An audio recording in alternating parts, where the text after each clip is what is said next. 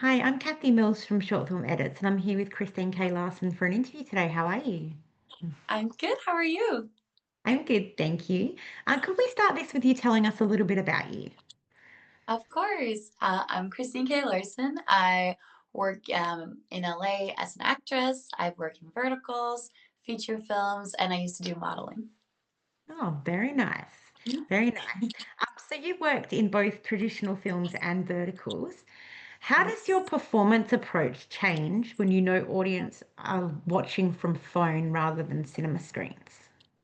I feel like when it's a phone, since it's so much smaller, you kind of have to go a little bit bigger with it. So I take a lot from my theater background. Back in Denmark, I used to work in theater. So I take a lot from there, and I'm a little more theatrical than when I'm on a big screen. Because when you're watching TV, you can see so much more. But on a phone, you kind of got to grab their attention a little bit more. So that's a fun Hmm. challenge to have. Yeah, of course, of course. So, you moved from Denmark, as you just said, to the US to train and work in acting. What was the most surprising difference between the European and the American entertainment industries? I think the biggest difference is the approach. In Europe, it's very much like you, as good as you are at your job, it's very much like you start in theater, you work up a foundation, you go to acting school, and then you start working your way up from there. Where in the US, it's very much like now because of social media, probably it's very much like, oh, look at me, see what I can do. It's way more performative. You kind of have to like go to a lot of networking events and you really have to put yourself out there as a person. And it's basically almost more important the kind of actor you are within the industry than what kind of actor you actually are on screen. So that was definitely like a transition for me. Yeah, so social media plays a big part in the US It market. really does. Yes. Yeah. So do you think it's vital for everybody to have a social media account?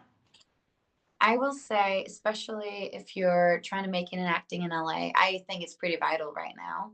As much as I would love not to have social media because I'm not Hmm. the best at it, and I really just prefer talking to people face to face, it is just very vital right now because it's the best and easiest way to put yourself out there. Yeah, of course, of course. Okay, what's the most unexpected thing you've learned through acting so far? I think it's probably been on vertical sets, and it's that sometimes um, the way that you do something will read completely different on screen. Because I Mm. was taught in school that the camera, you can't lie to the camera. Like they can see all the true emotion. But in verticals, we do a lot of things to kind of trick the audience, and we do a lot Mm. of like little, we have our little secrets, little vertical magic. And Yeah. it's crazy how different it then is when you watch it. And I feel like that's probably like one of the biggest things that I didn't expect walking into the acting world. Yeah, and keeping it in like a certain frame, considering they have much Yes. smaller. Yeah. Exactly. That's also another big thing is that in verticals, it's basically like acting school. You learn how to hit your mark so perfectly because if you miss Mm. it, they'll be like, you got to do it again. Yeah, yeah, So you yeah. hit You your can't. marks. Yeah, not Yeah, many too many movements and things like that as well. exactly. You got to stay within this frame. Yes. All right. How do you typically break down a script from when you first receive it? When I first receive it, I like to try and read the script from the audience perspective. I try to Mhm. stay as objective as possible and kind of see, okay, how's the audience going to perceive the script? So I'll try not to focus on my character too much and just like read it objectively. And then after reading it and being like, okay, so this is the idea that I have that the movie's going to be about, and this is what I think we want the audience to feel, and what we need how we need the story to come out. And then I go in and go deep character. And then I go scene for scene. I write down everything somebody says about my character, all the little mimics my character has. If it says, oh, she takes a sip of water, I'm like, oh, okay, so she likes water. Well, and then you start character building from there. Yeah. So you like to make a deep backstory for your character? I do. I really do.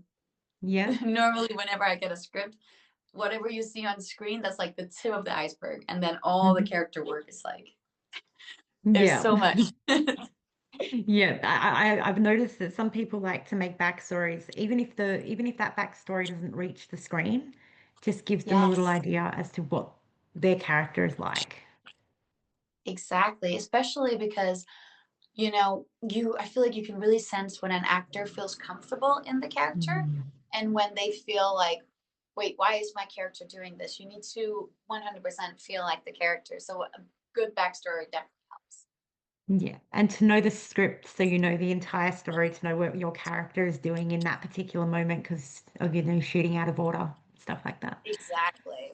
And that's Mm. another talent to have. And like what I always do is whatever scene I have coming up, I read everything up until that point so that I know, okay, this just happened. I don't know the rest. And you kind of have to like try and forget that and just focus on Hmm. this moment. What have we worked on so far? Because it is Yeah. fun jumping in time and jumping in the script.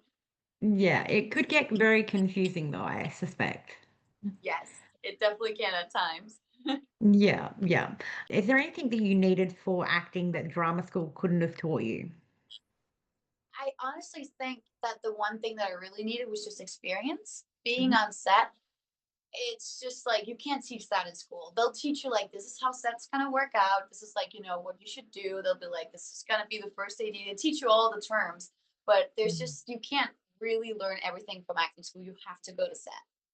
Yeah. You really just have to get out there. And even if you just work as a PA on set, or if you take a day player or work as something not that major, just being on set, it's just an Mhm. experience you can't really get taught from just people telling you. Yes. Yeah, that's fair. Okay. How do you track emotional continuity when scenes are shot out of order? Oh, that's a good question. I honestly think you just got to remember that the character is a person just like you. Mhm. So, how you just got to go within yourself and just feel like, how would I feel in this very moment? Not thinking about anything else, just how would I feel? You just really got to go internal with it. And then I just Mm. try and lead with that, lead with my heart. Yeah, of course, of course. All right. How do you handle moments where the blocking or technical setup conflicts with your instincts for a scene?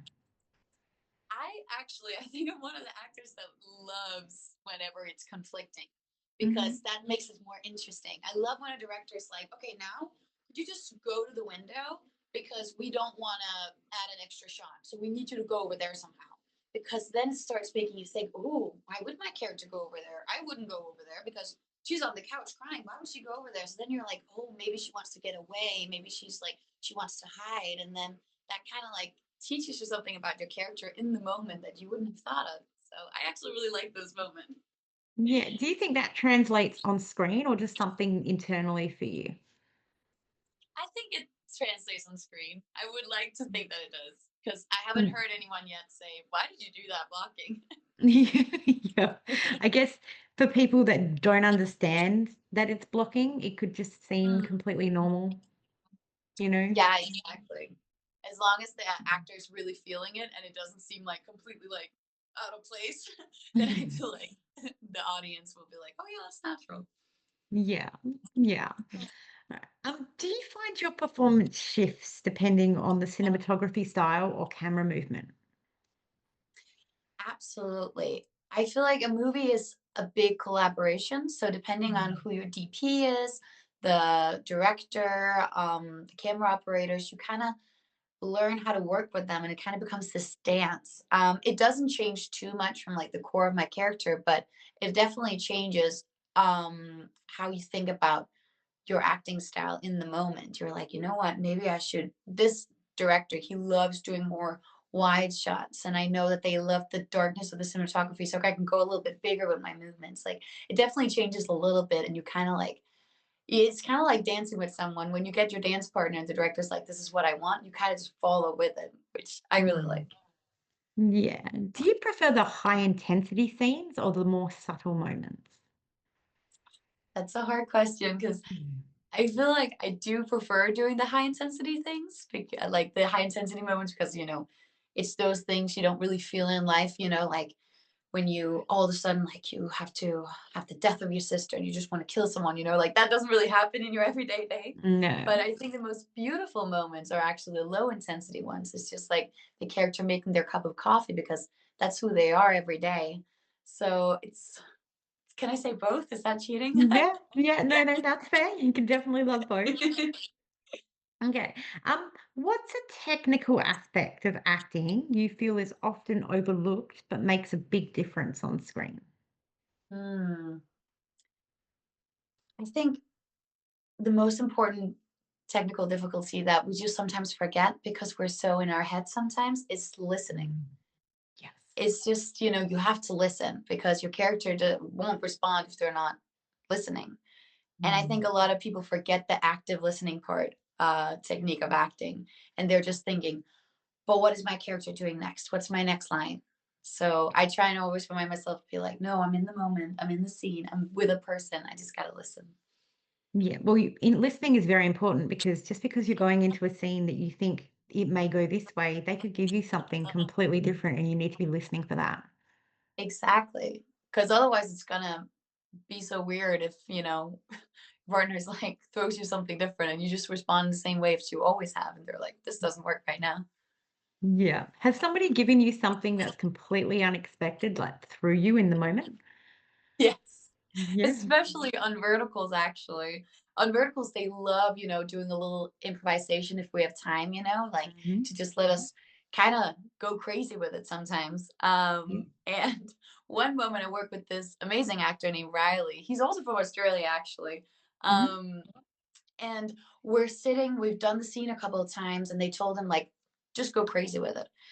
And it's the scene where I'm like finally like getting revenge over him, and I'm like, here, take your money. And he's like, oh, this money? And he just starts eating the paper money. He just starts putting it in his mouth. Random. And I'm trying not to crack because, like, but you kind of want to laugh in the situation. But as my character, I'm like, oh my goodness, what is he going to do next? So I love when those moments happen. I love when they just throw you something. Yeah. Is that Riley Nottingham? It is. It Yeah. is. He is great. He is He's great. a phenomenal actor. He will throw you a lot of like different things. It's so funny. And he's so good at also playing off of whatever you give him. In one Mm. take, I called him a gold digging leprechaun. Mm. So he started jumping around like a leprechaun and saying, oh, this little leprechaun. And it was so funny. Like, it was so hard for the crew not to crack up and ruin the take Yeah. because he was just so funny. Oh, I couldn't keep a straight face. Mm, I give it to you guys, keeping that straight face and then breaking out into laughter afterwards. yes. It's Yeah. so hard. And then the moment that you'll cut, you're like, oh, good, now I can laugh. Yeah. The first vertical I saw you in was Dukes of Hazard with Ryan. No, sorry, Yes. Duke with Benefit. Sorry, Dude with Duke with benefits, Benefit. yes. Yeah. That was my one of my first verticals I ever saw, actually. So, That's still one of my favorites that I've ever done because it has my favorite line that I've ever improvised. And hmm. I don't know if a lot of people actually know that I improvised this line, but there's the moment when the Princess of Denmark, when he like chose me over her, and we're like leaving together, and she's Hmm. like, "Oh, you can't leave me. I'm the effing Princess of Denmark." And Yeah. I turn around and I go, Denmark sounds made up, and Yeah. move on. I love that line. I love that line. And I did it on the spot. And the director was like, maybe we shouldn't do it because she's Danish. And I was like, that's why I said it, because it's gonna be so Hmm. funny. And they kept Yeah. it in. And a lot of people that didn't know it was Danish, they texted me and were like, Denmark's a country, right? I'm like, I know. I'm born and raised. Whoopsie. As long as they don't hate me, it's fine. Yes, exactly. So did you change that from something that was written in the script, or was it just complete improv, like just something you No, added? that was completely improv because we were supposed to just walk away. And Hmm. I felt like the scene needed a little button, a little something like I Yeah. won kind of thing.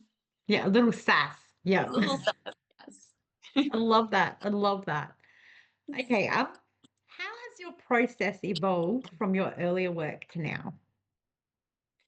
I think in my earlier work, I was very concerned about being good. Hmm. Like, I really just wanted to be good. I wanted to be a good actor, and I really just wanted people to like what I was doing.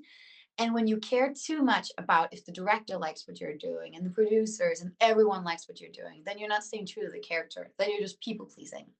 So I Yeah. think now in my work, I'm much more grounded and I'm much more like I speak up for my character. If they're like, oh, could you do this? I will say, I don't feel like my character would do that. Maybe they would do Mhm. this, or I'll make it work. But I'm much more like just being in my character instead of trying to be good. Yeah, I understand that. And I think, especially in verticals, it's very important to advocate for that too. Yes, absolutely. Because there's so many people to please in a vertical, you know, you want to please everyone, but you got to make sure you're also staying true to the character and the story And yourself. Yeah, and yourself. and Exactly. yourself. Yes. Yes. Okay. How do you regulate intensity so it reads truthfully on camera without feeling pushed? See, that was another challenge that verticals definitely gave us actors because it's Mm, always high intensity. And if yeah. it's always high intensity, it doesn't seem real. So I think it's just about finding the moments in the script where you're like, oh, yeah, this is a point where you would freak out. Like if you see your dad, you know, getting run over by a car in front of you, you would freak out. But Yeah. maybe if a girl slaps you, you probably wouldn't freak out if you just seen that happen. So when you're reading the whole script, I always write down, oh, this is definitely a breaking point. Now she's encountered this, so she'll be stronger in this moment. So that you make Mm, sure that, you know, your character will go through a lot of high intensity stuff, but how would your character react? If you go through so much in high intensity stuff, you always won't just be like crying over everything because you'll get used to mm. it. So I think it's just about finding those moments where you're like, this is actually high intensity, and these other moments are like medium. Yeah, yeah. And it's different from when, like, how you would react in person, like in real life. Like I was Right. talking to Mark Vega the other day, and we were discussing like these moments where if somebody was hit by a car, you wouldn't just completely freak out. You'd stay silent for a minute and take it in and just be like shocked Yeah. rather than Because just there's that moment of scream. shock first, you know, because we can't just Mhm. like comprehend it all of a sudden, you know, you're like, Mm, what just happened?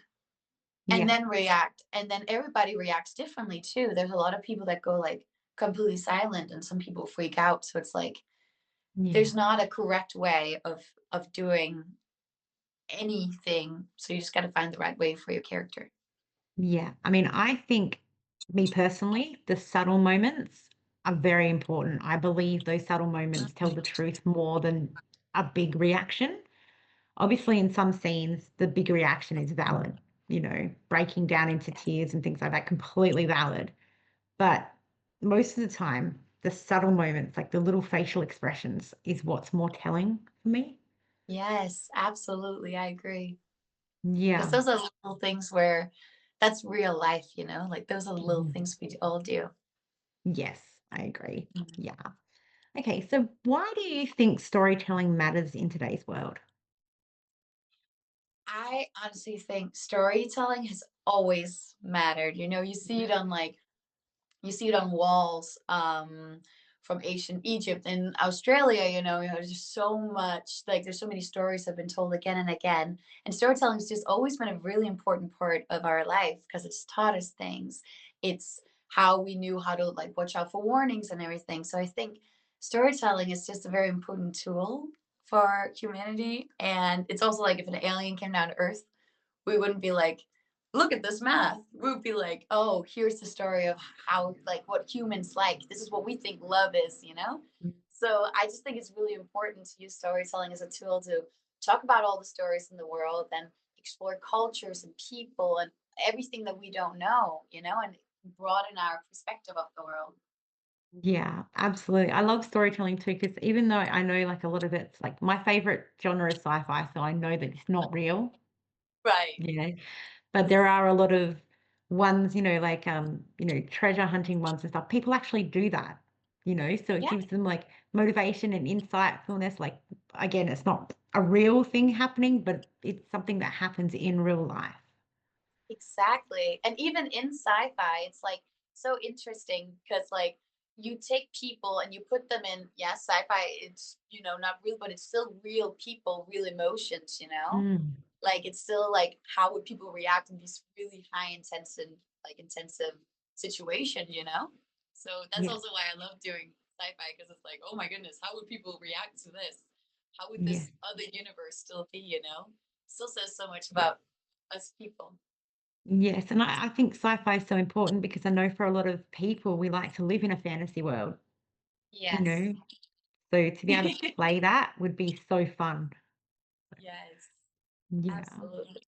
What advice would you give someone who was thinking about moving to a new country to pursue their acting career? My advice would be do it now, Hmm. right now, because the longer you wait, the less you're going to want to do it. I moved Mm. here when I was 20 and I was like, oh, but there's COVID. I'm not quite sure. But I was like, if I start doing anything else, I won't do it. So my advice would just be like, do it now because you won't regret it. You'll only regret it if you don't do it. Yeah. And do you have any advice as to how they could go about doing that once they've moved? Absolutely. If you're moving abroad, I would say the easiest way is to enroll in school somehow, because that's the easiest way to get a work visa. Now I'm just talking about the US because that's the only system I really know That's about how to get okay. in. But anywhere, also in the UK, I know most of my friends, if they want to move countries to pursue their dreams somewhere else, the easiest way is to get on a student visa first. And then afterwards, get on a working visa and start building up your connections there. But it's also really helpful if you're thinking about moving to a different country, try and find someone who's fulfilling their dream there that are kind of like you. Like I reached out to some other Danish people that I knew that had moved to LA, and I was like, "Hey, how'd you do it? What were the challenges? What can I prepare myself for?" So, and people are so nice; they will tell you. Yeah. Even so, if anyone wants to reach out to me, I'm happy to help if there's anything I can help. No, Because people that's are really nice. nice in this world, and they will help you pursue your Yes, dreams. So don't be afraid to ask. they will. They will. Yes. Okay. Which project challenged you the most creatively, and how did you grow from that experience? I actually just did one that was really challenging last month. I shot a feature film in Turkey and it was a Mhm. horror.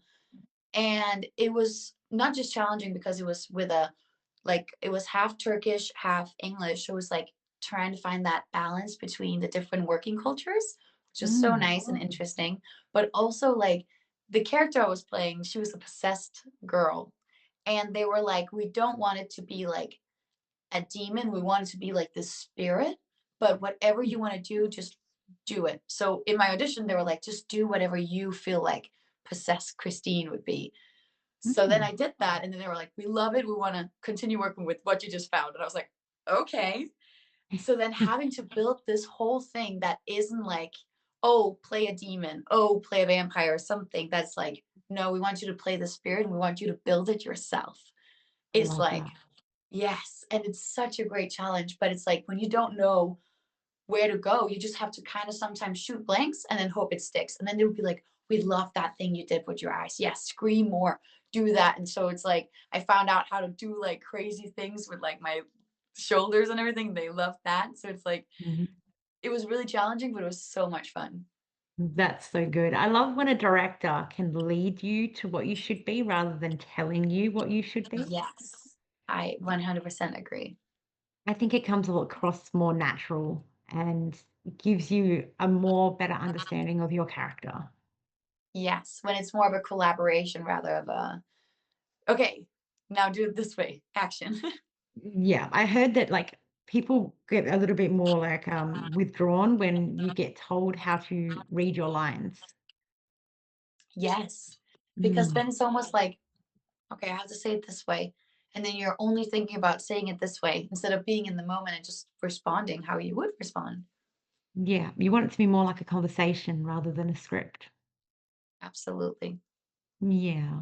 Yeah. Oh, this is so Okay. great. We could do a movie together. We're so on the Yeah. same page. I love that. I actually want to come on set one day. That's a dream of mine is just to be on set and see how everything works and just I just want to be Well, there. if you're ever in LA, you're welcome to join one of my sets. Thank you. I was So, hoping to get to LA this year for Verticon, but it's not going to yes. happen. It's not going to happen. Oh, There's a lot going on over there at the moment and it's getting, shorter yes. time. So I'm hoping to get next year. Next year's the Absolutely. goal. Understandable. Yes. Yeah. Yeah.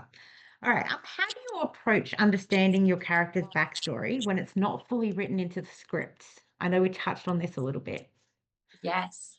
when it's not fully written into the script, it's honestly sometimes more fun because then you get to be very imaginative. And Mm, I've always loved using my imagination and like coming up with things. So when I read the script and I mark down all the little things that I do have, then whenever I'm like, wow, there's so much missing, I just start like fantasizing. I'll be doing the dishes, but I'll be in my character's mind thinking, oh, maybe my childhood was like this. And I'm like, oh, maybe my mom did this once and this really affected me. And then sometimes I'm like, no, that wouldn't happen. Scratch that. Next. And then you'll try again. But it's really interesting. And then I think when you have a really great director you're working with, they'll always let you ask as many questions as possible. So then you'll be like, mm, hey, I know the script is kind of vague on my relationship with my mom, but I'm thinking the relationship is like this. What do you think? And they can normally then validate that. I think you've just given me a reason to love doing the dishes. Try that. Yes. Try that next time you're doing the dishes, be doing Yes. character work.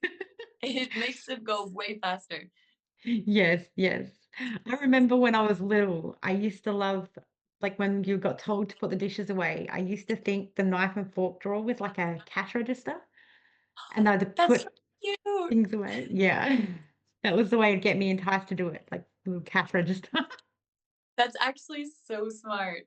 Yeah, yeah. I should teach my kids that one, you Yes, you know. should. You'd be like, it's a cash register. You just Yes. All right. How do you stay authentic and present on set with all the distractions like camera crew and time pressure? It is hard whenever, we're being rushed. Then of Mm, course it's like, okay, I gotta go. Talk to you later. But I think because everybody is so on set, everybody's very willing to like help and work and everything. So it's very easy to stay authentic and be like, oh, could you please help me with this? And everybody's just so nice. mm. So I think when you're on a good set, it's not too hard to be authentic and nice because everybody else is too. Yeah, So yeah, yeah. of course. I know that it would be intimidating sometimes, especially with verticals, having the camera so close to your face. Yes, because Mm, it's, again, a tiny frame. So like they'll be right there setting up while you're also trying to rehearse the scene and everything. But I think in the beginning it was a little more like, ooh, wait, am I in the way right now? Am I in the way for you? Do you want me to stand in? But now I think there's like this vertical rhythm that we've all just mhm, kind of gotten used to. And it's really nice to see how everybody just like works together like we've all come together as a little vertical family to just do verticals so good now. It's very lovely. I love that. You all Yeah. learn how each other works over time as well. Like, because you work Yes, with the same people a lot, so you know how they work over time. You get to learn that. exactly. And I know which one of the vertical men loves to like do rehearsals before, which ones are like, oh, let's just do it in the moment. So it's so nice you to Mhm. kind of like get to know each other's acting style. Yeah. How do you approach that when it's an actor you've never worked with before? So when it's an actor you never worked with before, it's kind of interesting because then you kind of just have to find your chemistry on set. Hmm. And you just kind of have to discover like the things that you have in common and everything. And just like be very open. Just be an Yeah. open person is just very helpful. And then they'll also be a very open person. And then you just keep giving and receiving, which I think is like all the vertical actors are very good at being open and wants to have good chemistry with everyone to make everyone's Yeah. job easier. So I think the vertical actors, they're just very good at like falling in love with each other, even though we've Hmm. never met before. They're very good at being like, we have so much history together now, and I love you. Yeah. I think it comes from we both understand verticals. Let's Yes, build I from think so that. too. Yeah, you're so right. Yeah. I mean, I guess it would be a little bit different for somebody who's just starting out in the verticals. You might need to show them the Yeah, ropes a little bit more. absolutely. People that are just starting out, of course, are like asking more questions and everything and a little more shaky. But once you get the rhythm of it and you've done a lot of verticals, it's kind of like the process. So it's like you can just tap into it. I love that. I love that. Yeah. Okay. Is there a character you've played that you still think about? If so, what made that role stick with you? Actually, there is. I do think about her. Sometimes it was in Never Ever Yours Again. Mhm. I don't know if you've seen it, but I Mm. have this. I've watched so many. I know. And this one's like an older one, so that's why I'm Mhm. like, I feel like, but my character, she goes through like so much in the script, and she like has this heart condition, and she loses her brother. And I think about her a lot because she was so like going like her heart was breaking while she was also sick. And then I don't know why, but I sometimes just think about it. I think maybe it's because I also have a little brother, so it hit kind of close to Mm, home. But I sometimes just think about her and I'm like, wow, people in this world really go through a lot. Like there's so many people with so many battles in this world, like that are struggling with so many things that we don't ever see because her husband mm, never saw these things. Like he was so oblivious to it. He didn't want to mm, see how much she was struggling. She was struggling so much. And then in the end, when he finds out, oh my gosh, wait, she went through all of this and I wasn't there for her. And that just makes me like, when I think about it, I'm just like, oh, we got to remember be there for people. Always be there for people because we don't know what they're going through. So yeah, mm. I think about her sometimes. Yeah, no, that's completely valid, and I completely understand that. It's very important to pay attention. Yes. Yeah, yeah. Yeah. Okay. If you could revisit any character that you've played and perform it again with everything that you know now, would you? And who would it be? Ooh, that's a very good question. I definitely there's some characters that I'm like, ooh, I would love to play them again with my acting skills now. But I also think the beauty of that character was that I was more of a young actor. But I would love to play like the season two of someone, like Anya in My Cold Blooded Alpha King, Mhm. My Cold Blooded Alpha King. I would love to play the grown up version of her because she was so young and like naive in the show and like so sassy. And I would love to like show now that she's such a woman, you know, I would love to show like a Yeah, woman Anya. yeah, that's good. I mean, I think in these cases the originality of the first one could be taken away if you do it again, Yes, but the exactly. second part can show perfect growth of a character. Exactly. Yeah, So yeah, and I would love to. yourselves. It shows your acting experience too, especially from starting something new and like as you as Yes. an actor new to where you are now. So, Yeah, I would love to like it would be fun to do the same movie again and then see how far you come in your acting and be like, wow, I'm way more grounded and everything. mhm. But I also really do love seeing my bad acting from years ago when I was a new actor. You know, I really do like seeing how much I've grown. So, Mm. I always suggest doing that with an audition tape. Go back to one of your mm, previous audition tapes and then try that again. yes, you know what? Maybe I should do that. See if I can Yeah. find an old audition tape. Yeah. And then like just see the difference and go, wow, and just get that. Yes. Yeah. Wow, I've grown. It's a good idea. Yeah. Okay. The vertical format is evolving rapidly. What changes do you hope to see over the next few years? I really hope to see more diversity, Mhm. not just story wise, but also in people. Because right now I feel like we're very much stuck on like the romance between two Western beauty ideal people. And I would love for that to like to spread out a little bit more and we do more different and like also different cultures, different countries, different stories from all over. Because I think the verticals have so much potential because Mhm. it's like it can reach so many people because it's on your phone, it's on these apps that are available in most countries. So it's like I really hope we can make more diversity of different stories. I agree. I also think age as well. Let's give some Yes, older leads. Yeah.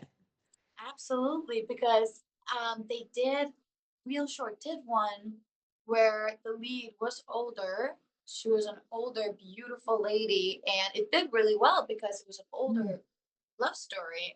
And you know, it's not just like not everybody wants to just see the same age group, same kind of Mhm. people fall in love. You know, you want to see everything.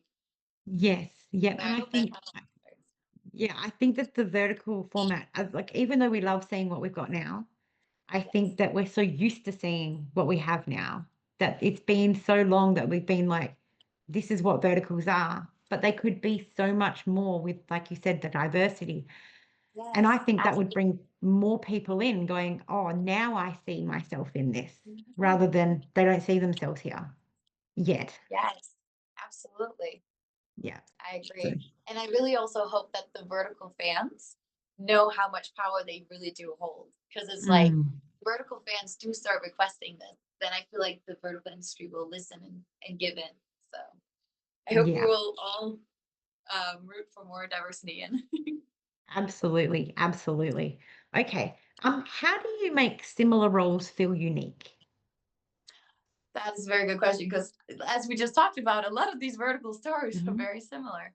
Yeah. I think it's just about finding the difference, like what makes this character unique.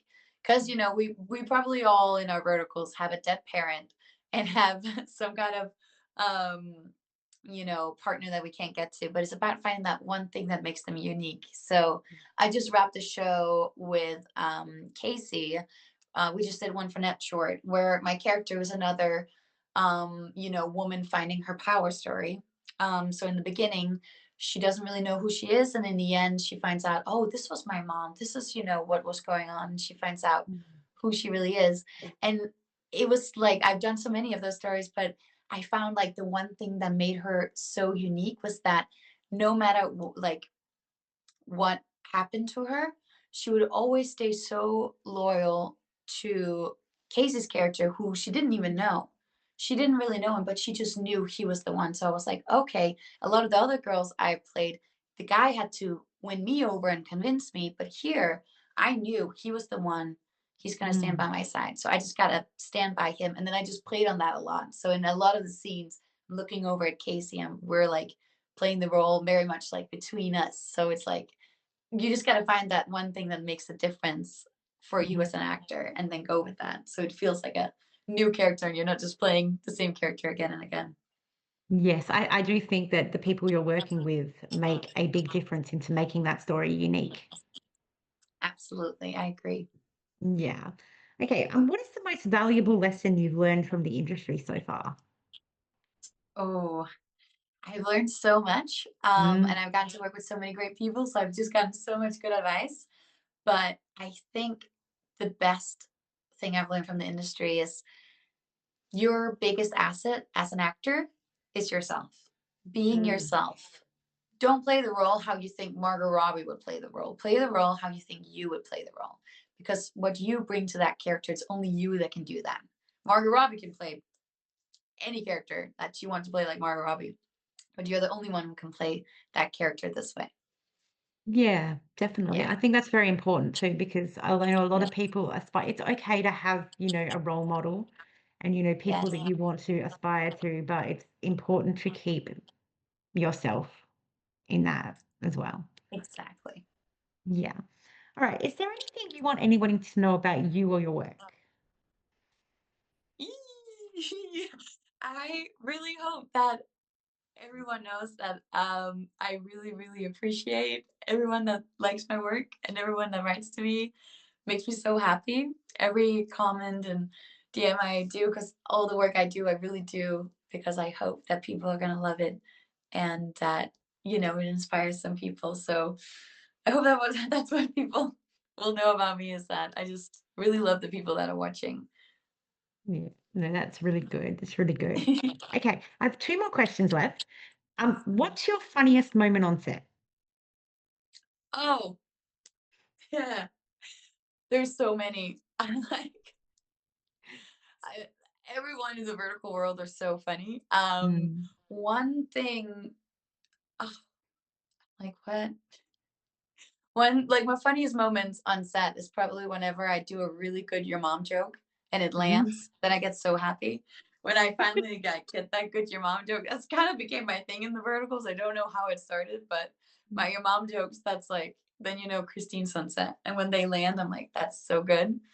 But I don't know if I have just like one good funny moment where I'm like, this was so funny. What's your favorite your mum joke? Do you have one?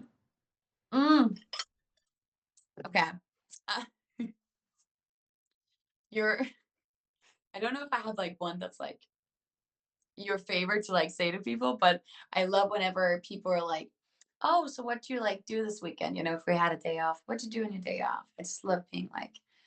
Now I just work with Casey, so now he's like my victim. I'll be like Casey Esser's mom, but I'll say it to someone who's not him, and then I just hear Casey dying in the back room. He's like, "No!"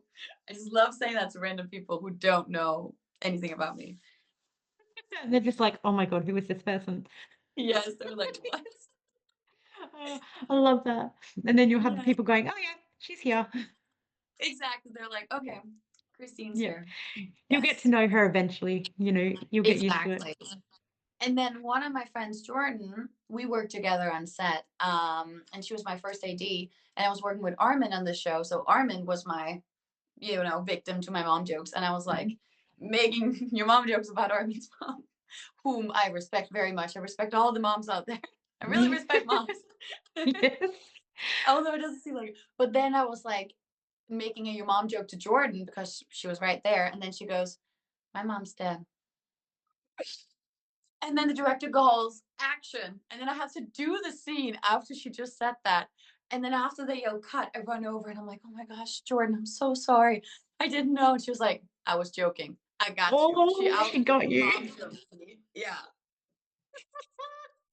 I love that. I love that so much. Yeah, she wins. And you're like, "Oh, damn it." Yeah. Good thing in the scene, I just had to play like dead because it's like after a car crash and Armin just had to carry me in. But through the entire scene, I'm panicking. I was Aw. panicking. Oh my gosh, that's so Yeah. funny. And do you know what I love about that the most is that doesn't make your Mhm. character unique, that makes you unique. So Thank you. love that. Love that. Okay. If you could go back and relive a single day in your career, which day would you pick?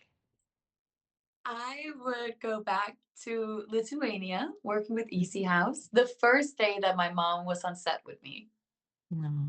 That was so, so special because it was the first time she's seen me screen acting and everything. Mhm. And, as moms do, moms never stop mommying their kids, you know? So, like, every time I was off screen, she was like, "Do you want water? I got a blanket." And she'd be like, "You're so good." And she was like crying. She was just so happy. And that No. was just like the best feeling ever because this isn't just my dream, it's also my mom's dream. And I do this for my Mm. family because they've supported me through everything. And it's like I couldn't be an actor without my mom. So it was so special having my mom there. It was like I would want to relive that day. I love that. And I love that she got to experience that with you. Yes, it was very, Yeah. very special for me and her. So Oh, gotta keep that memory forever. Yeah. forever. Yeah. Well, thank you so much for taking the time to have this interview with me. I really appreciate it.